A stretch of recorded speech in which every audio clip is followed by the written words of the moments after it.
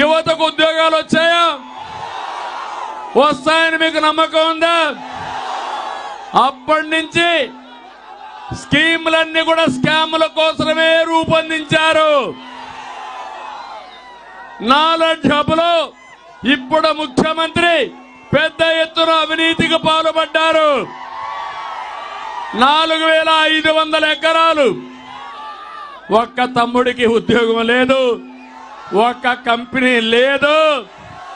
Knowledge hub అన్నారు, hub లేదు, కడకు పబ్బు కూడా లేదు. అవునా కాదా? ఇది మోసం అవునా కాదా? తమిళ్ళు అది అయితే అది సిక్కైపోయింది. కరప్షన్ లో ఈడీ అటాచ్మెంట్ చేశారు. మొత్తం వివాదాల్లో ఇరికిపోయింది. రైతులు నష్టపోయారు. మళ్ళీ స్కాముల్లో కూడా స్కాముల్లో మళ్ళీ స్కామ్ చేసే వ్యక్తి ఈ జగన్మోహన్ రెడ్డి. భూమి విలువ పెరిగింది.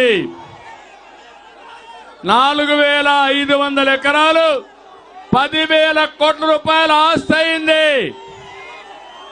దాన్ని కొట్టేయడానికి టెండర్ పెట్టాడు ఈ జగన్మోహన్ రెడ్డి 500 కోట్లకి.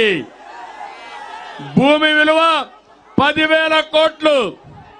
జగన్మోహన్ రెడ్డి టెండర్ 500 కోట్లు. వీళ్ళ అబ్బ సొత్తు అనుకుంటున్నాడు ఈ ముఖ్యమంత్రి.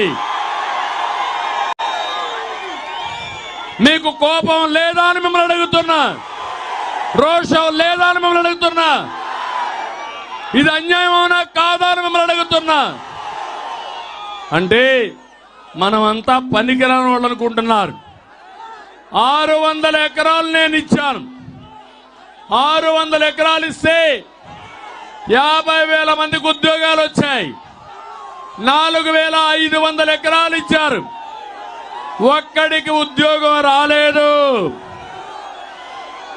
ఏది అభివృద్ధో ఏది దోపిడో మీరే ఆలోచించాల్సిన అవసరం ఉంది. పేదల ఇళ్లలో సంపద